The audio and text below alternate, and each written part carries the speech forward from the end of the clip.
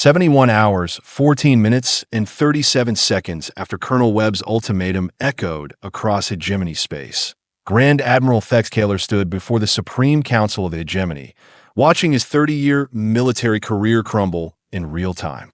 Explain to me again, Grand Admiral, how a single human transport vessel has resulted in 400 of our most advanced warships surrendering without firing a shot. Supreme Counselor Morvex's voice carried the kind of cold fury that had toppled governments and ended civilizations. Thexkaler's four primary eyes focused on the holographic display, showing the current tactical situation. What he saw there defied every principle of military strategy he'd learned over 3 decades of service. Hegemony fleets across 17 sectors were broadcasting surrender codes, their commanders apparently more terrified of human retaliation than of facing court-martial for cowardice. Counselor, our intelligence estimates regarding human military capabilities appear to have been significantly inaccurate. Inaccurate? Morvex's thorax vibrated with barely contained rage. Grand Admiral, in the past 72 hours, we have received reports of human fleets materializing in systems where our sensors detected no ships. We have documented evidence of human technology that can dissolve our hull plating at the molecular level. And most disturbing of all, we have confirmed reports that humans have been deliberately losing border conflicts for the past 5 decades while studying our tactics. The Grand Admiral's compound eyes clicked as he processed the implications. Counselor, if those reports are accurate, then humanity has been conducting the most sophisticated military deception in galactic history. The reports, Grand Admiral, are not just accurate. They are conservative. Morvex gestured to the tactical display. Show him the Outer Rim incident. The holographic display shifted to show the Kepler-7 system, where the Hegemony maintained a major military installation. What Thexkaler saw there made his exoskeleton crack under stress. The installation was gone. Not destroyed, not damaged, but completely absent. In its place was a perfectly spherical void in space, surrounded by a field of debris that had been arranged into a specific pattern. Human letters, spelling out a message that required no translation. Return our children. How? Thexkaler whispered. How did they completely erase a military installation containing 40,000 personnel? That, Grand Admiral, is what we need to find out. Because according to our intelligence services, similar installations have been appearing throughout human space for the past 6 months. Not destroyed, relocated. The humans somehow moved our entire base, personnel and all, to a detention facility in the Sol system. The implications hit Thexkaler like a physical blow. If humans could relocate entire military installations across interstellar distances, then traditional concepts of defensive strategy were meaningless. Fortifications, fleet positioning, supply lines, all rendered irrelevant by technology that operated on principles the Hegemony couldn't even understand. Counselor, what are our options? Morvex's expression hardened. We have exactly one option, Grand Admiral. Complete capitulation. Because the alternative is extinction. Meanwhile, in the medical bay of the human vessel Redemption, Dr. Elena Vasquez was discovering that her ordeal aboard the Claw of Dominion had been preparation for something considerably more complex than simple refugee treatment. Dr. Vasquez, I'm Admiral Sarah Knight, commanding the Terran Medical Corps. The woman who entered the medical bay wore the kind of uniform that suggested she'd spent years in combat zones. I understand you've been caring for the children rescued from the Hegemony vessel. Elena looked up from a bed where Lucy Webb was sleeping, her small hand still clutched around a stuffed animal that one of the human soldiers had provided. Admiral, these children have been through trauma that most adults couldn't handle. They're going to need extensive psychological support. Agreed. However, Dr. Vasquez, we have a situation that requires your expertise. You are one of the few medical professionals who has direct experience with Hegemony captivity conditions, and we need that knowledge. Elena's expression hardened. There are more children? Dr. Vasquez, we have identified approximately 12,000 human children currently held in Hegemony facilities across 43 star systems. The operation you witnessed wasn't an isolated incident. It was part of a systematic program that's been running for almost 2 decades. The words hit Elena like a physical blow. 12,000 children. 2 decades of systematic kidnapping and trafficking. She felt something cold and angry settling in her chest, something that had nothing to do with medical professionalism and everything to do with being human. What do you need from me, Admiral? We need you to help us understand Hegemony captivity protocols, medical treatment, psychological conditioning, housing arrangements. Everything you observed needs to be documented and analyzed so we can develop rescue procedures for the remaining children. Elena nodded, her mind already racing through the implications. Admiral, based on what I observed, the Hegemony doesn't just capture children randomly. They specifically target families with valuable skills or connections. Scientists, military officers, government officials. They're not just taking children for labor or entertainment. They're taking them as leverage. Admiral Knight's expression grew grim. Dr. Vasquez, that assessment matches our intelligence analysis. The Hegemony has been systematically targeting human families to create a pool of hostages that could be used to control human policy decisions. Which means, Elena continued, her voice gaining strength, that every human child in Hegemony custody represents a family that's been living in terror for years, not knowing if their children are alive or dead. Exactly. Dr. Vasquez, you are looking at the largest hostage crisis in human history, and we need your help to resolve it. 3 sectors away, Lieutenant Commander Jake Sullivan was having a very different conversation with his team aboard the Devil Dog's command vessel. Boss, we have got a problem, Corporal Tommy Nash reported, his usual jovial demeanor replaced by something considerably darker. The Hegemony isn't just holding human children. They are breeding them.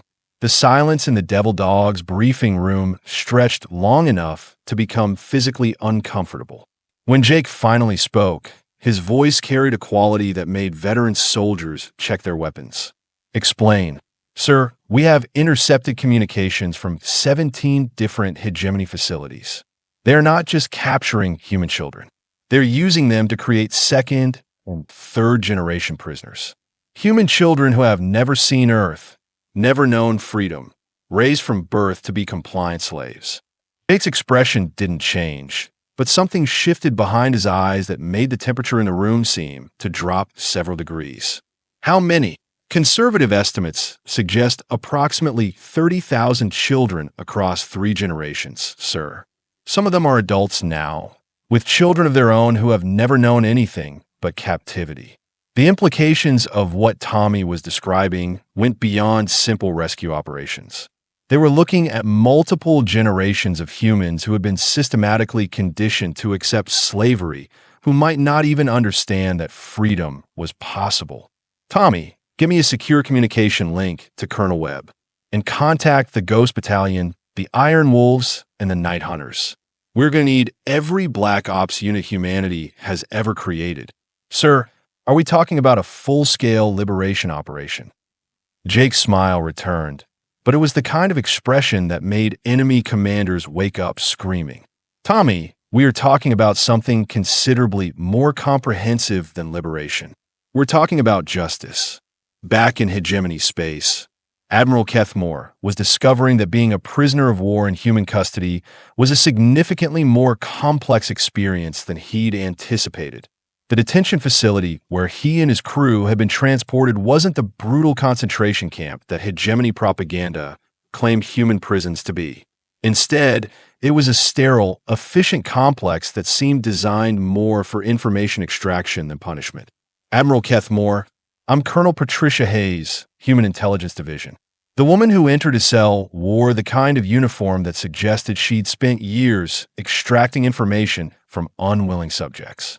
We need to discuss your knowledge of Hegemony slaving operations. Kethmore's compound eyes fixed on a human officer, taking in details that suggested she was considerably more dangerous than her professional demeanor indicated. Colonel Hayes, I am prepared to provide basic tactical information in accordance with the laws of war. However, I cannot be expected to compromise the security of my own species. Hayes smiled, and it was the kind of expression that made Kethmore suddenly very aware of his own mortality. "Admiral, I don't think you understand the situation. You're not just a prisoner of war anymore. You are a war criminal. Your vessel was engaged in systematic kidnapping and trafficking of human children, under human law, that makes you personally responsible for crimes against humanity. Colonel, the laws of war clearly state that prisoners cannot be held responsible for following legitimate military orders. Admiral, let me explain something about human psychology that apparently didn't make it into your intelligence files." Hayes activated a holographic display showing the claw of Dominion's detention bay. When you put human children in cages, you stop being soldiers following orders. You become monsters that need to be eliminated. The display shifted to show additional images. Hegemony facilities across dozens of star systems, all containing human children in various stages of captivity and conditioning. Some of the images were recent. Others appear to be archival footage spanning decades. "Admiral, we estimate that your species has been systematically kidnapping human children for over 20 years. We have documentation of breeding programs, psychological conditioning experiments, and slave markets where human children are sold like livestock." Kethmore's primary hearts began racing as he processed the implications. If humans have been documenting hegemony operations for decades, then their intelligence capabilities were considerably more sophisticated than anyone had realized. "Colonel Hayes, surely you understand that individual military officers cannot be held responsible for broad policy decisions made by civilian leadership." Hayes leaned forward, her expression hardening. "Admiral, you personally oversaw the capture and processing of 63 human children. You gave orders to separate them from their families and prepare them for sale. In human legal terminology, that makes you a child trafficker. And we execute child traffickers." The words hit Kethmore like a physical blow. Execution. Not prisoner exchange, not political bargaining, but simple final justice. However, Hayes continued, "You have an opportunity to avoid that fate. We need detailed information about hegemony, slaving operations, facility locations, transportation routes, command structures, everything you know about how your species has been systematically kidnapping human children." Kethmore's tactical mind raced through his options. He could refuse to cooperate, maintain his loyalty to the hegemony, and face execution for war crimes. Or he could provide information that would help humans rescue their stolen children, effectively betraying his own species. "Colonel Hayes, if I provide this information, what guarantee do I have that my cooperation will be considered during sentencing?" "Admiral, I'm not offering you a reduced sentence. I'm offering you the opportunity to help us save the lives of human children. Whether you choose to do so will determine whether you are remembered as a war criminal or as someone who helped right a terrible wrong." The choice, when it came down to it, was surprisingly easy. Kethmore had spent 3 decades in military service, but he'd never signed up to be a child trafficker. The hegemony's slaving operations had always made him uncomfortable, but he convinced himself that following orders was more important than personal morality. Looking at the images of human children in cages, he realized that some orders weren't worth following. "Colonel Hayes, I will provide the information you need, but I want guarantees about the treatment of my crew. Most of them were following orders just as I was." Hayes nodded. "Admiral, your crew members will be treated according to their level of participation in war crimes. Those who were simply following orders will be processed as prisoners of war. Those who actively participated in child trafficking will face justice." As Admiral Kethmore began providing detailed information about hegemony, slaving operations, he had no way of knowing that his cooperation would trigger the largest military operation in human history in command centers across human space. Military planners were coordinating what would become known as Operation Homecoming. Not just a rescue mission, but a systematic campaign to locate and liberate every human child held in alien captivity. The operation would involve over 2 million military personnel, 1,500 starships, and technology that most galactic civilizations considered impossible. It would take place simultaneously across 43 star systems, with coordination timing that required split-second precision across interstellar distances. But more than the technical challenges Operation Homecoming would require something that humanity had been developing for 50 years while pretending to be weak and primitive. The absolute, unwavering determination to protect their children at any cost. Dr. Elena Vasquez stood in the command center of the Redemption, watching as tactical displays showed the deployment of human forces across the galaxy. Each red dot represented a hegemony facility holding human children. Each blue dot represented a human rescue fleet moving to liberate them. Dr. Vasquez, we're going to need medical teams at every liberation site, Admiral Knight reported. Many of these children will require immediate medical attention, and some may have never received proper health care. Elena nodded, her mind already racing through the logistics. Admiral, we're not just talking about medical treatment. Many of these children will have been psychologically conditioned to fear rescue attempts. They may not trust human adults, especially ones in military uniforms. What do you recommend?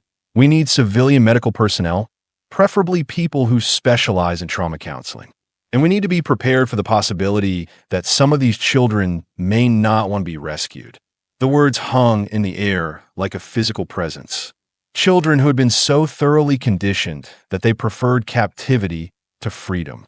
The psychological implications were staggering. Dr. Vasquez, we have identified approximately 3,000 human children who were captured as infants and have never known anything but hegemony captivity. They may not even understand that they are human. Elena felt something cold settle in her chest. 3,000 children who had been stolen from humanity so completely that they might not recognize their own species. Admiral, we are not just conducting a rescue operation. We are trying to undo 2 decades of systematic psychological abuse. Some of these children may need years of therapy before they can function in human society. Dr. Vasquez, we have years. We have decades if necessary. What we don't have is the luxury of leaving human children in alien hands while we debate treatment protocols.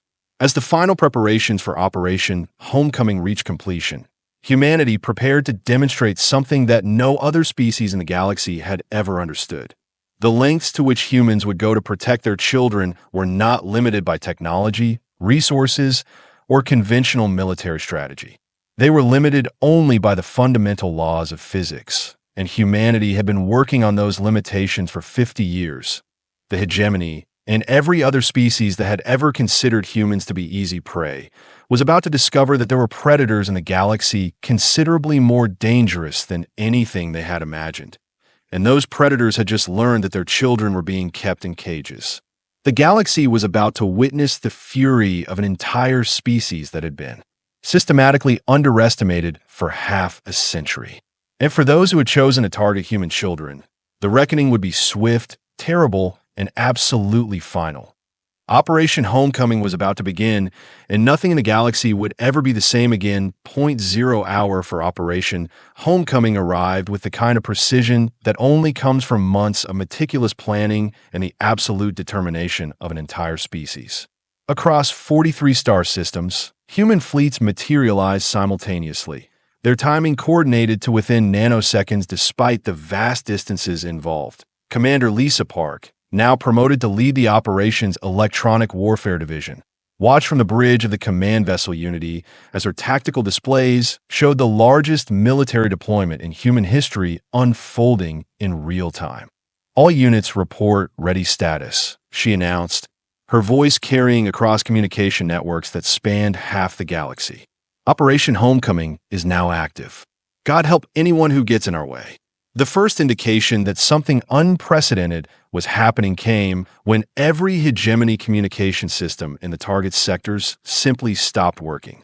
Not jammed, not disrupted, but completely silent, as if someone had reached across space and turned off the galaxy's largest military communication network. Supreme Counselor Morvex was in the middle of an emergency session with the Hegemony High Command when the silence fell.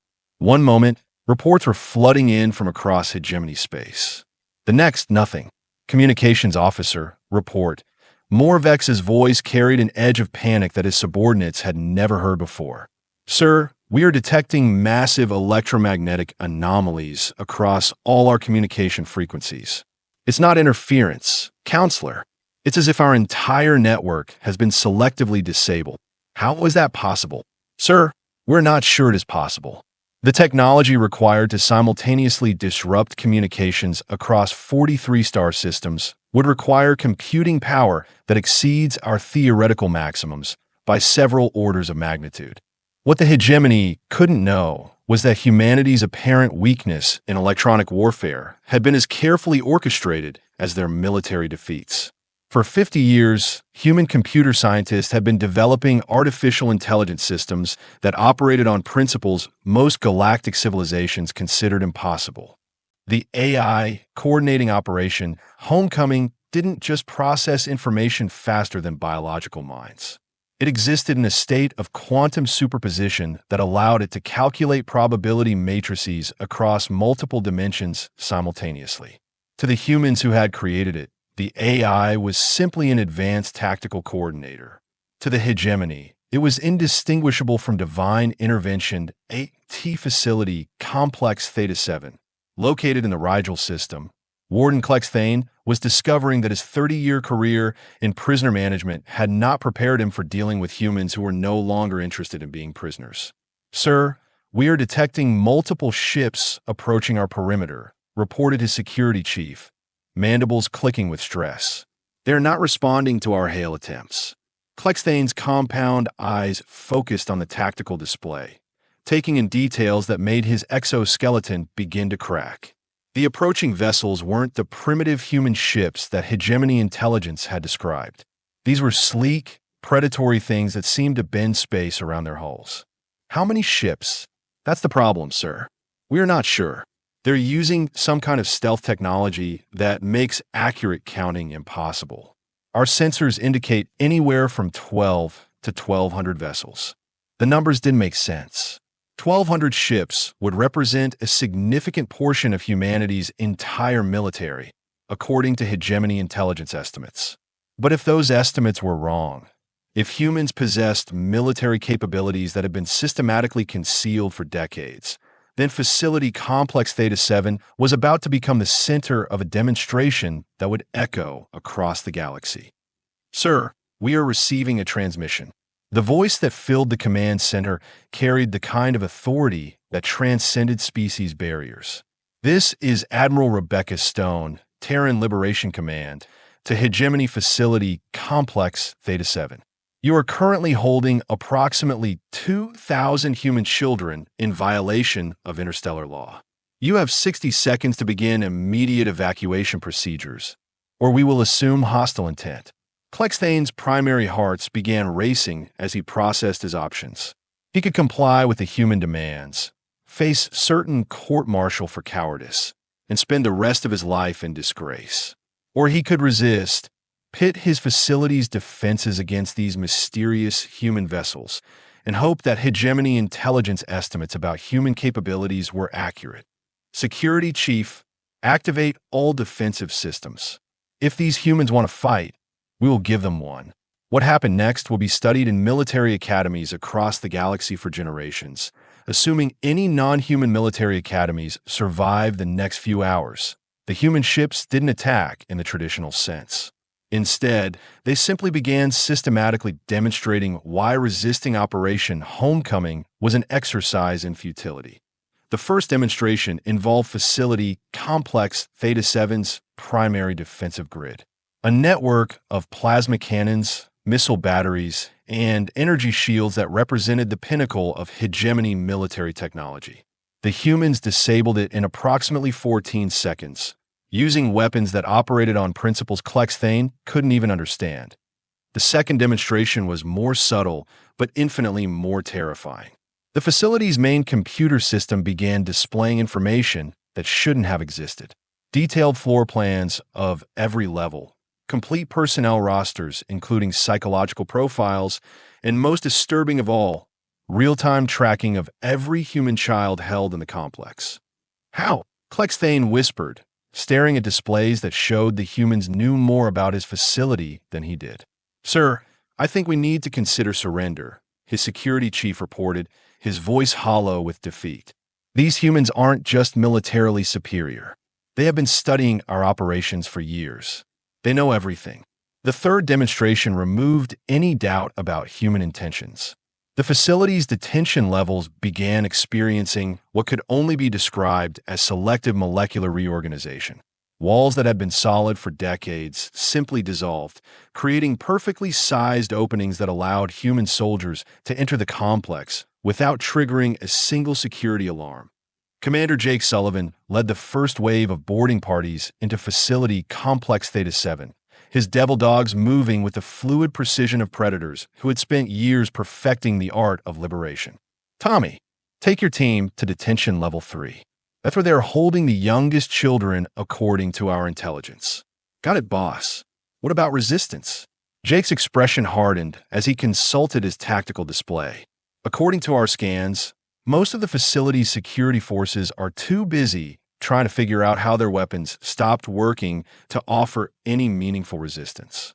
What Jake didn't mention was that the electronic warfare specialists had done more than disable hegemony weapons.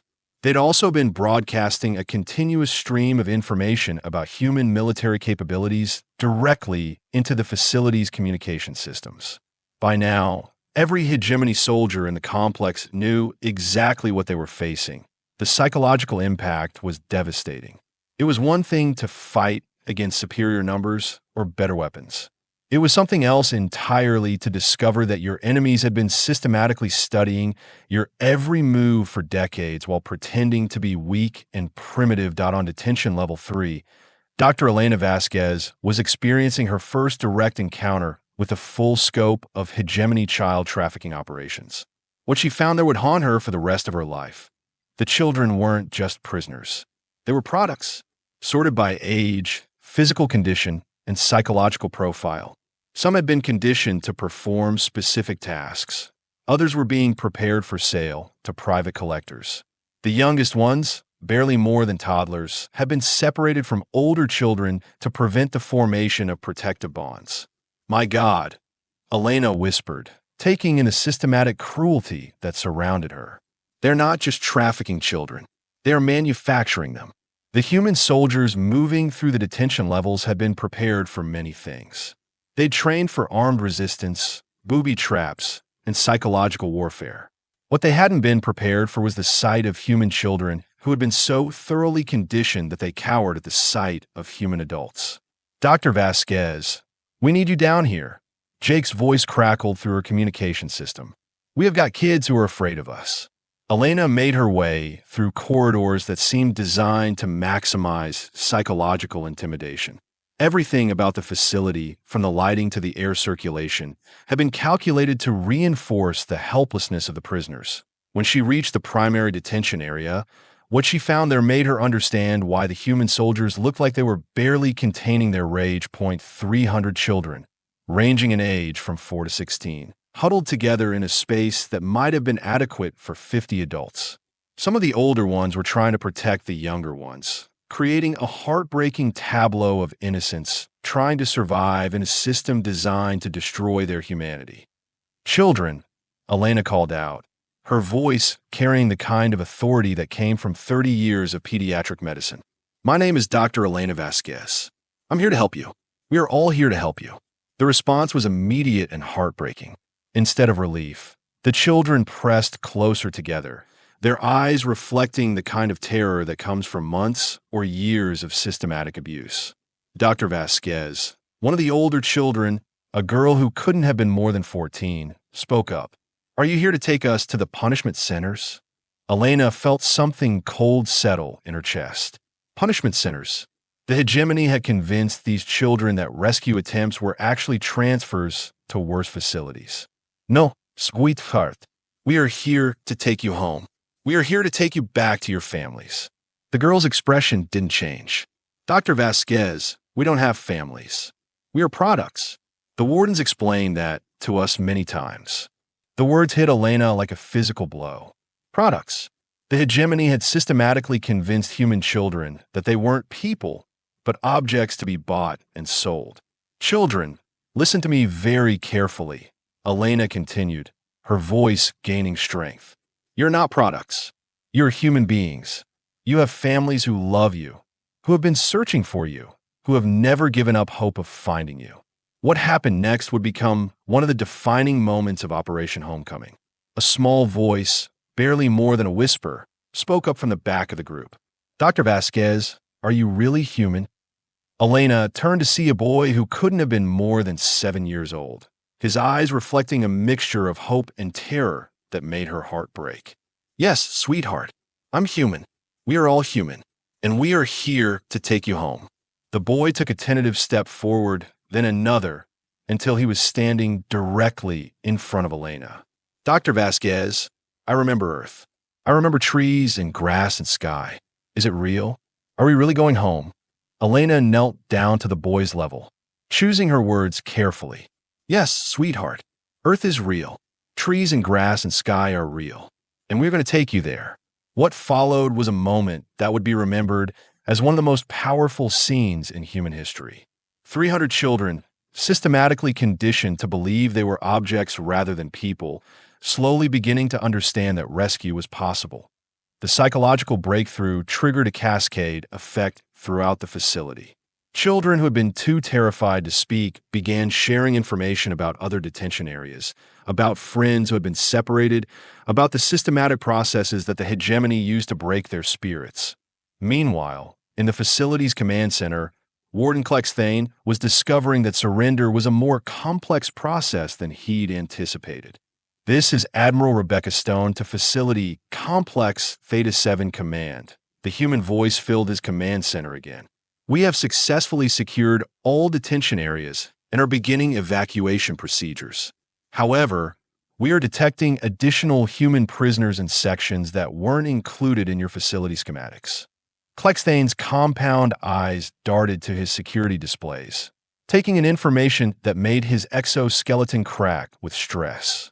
The humans weren't just rescuing the children they'd known about.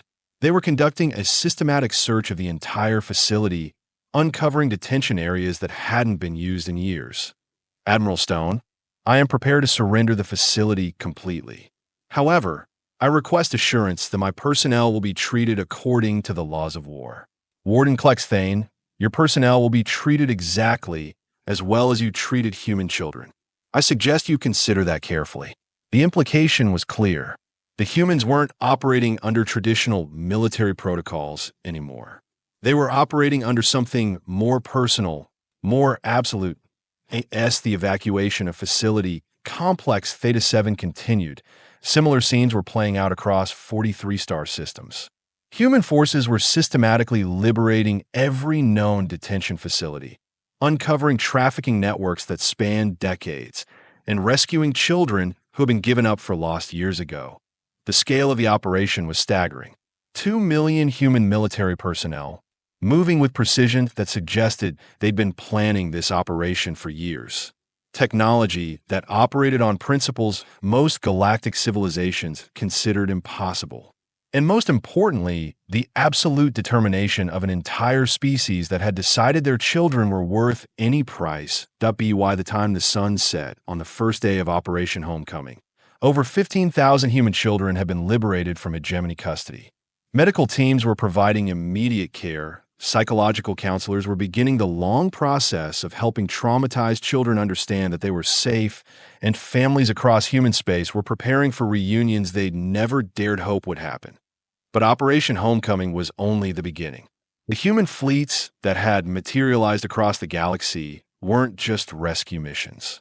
They were the opening moves in a campaign that would fundamentally alter the balance of power in the galaxy. The message was clear and unambiguous. Humanity was no longer interested in being underestimated. They were no longer willing to accept losses in the name of diplomatic stability. And they were absolutely unwilling to tolerate any threat to their children. The age of human weakness was over. The age of human dominance had begun.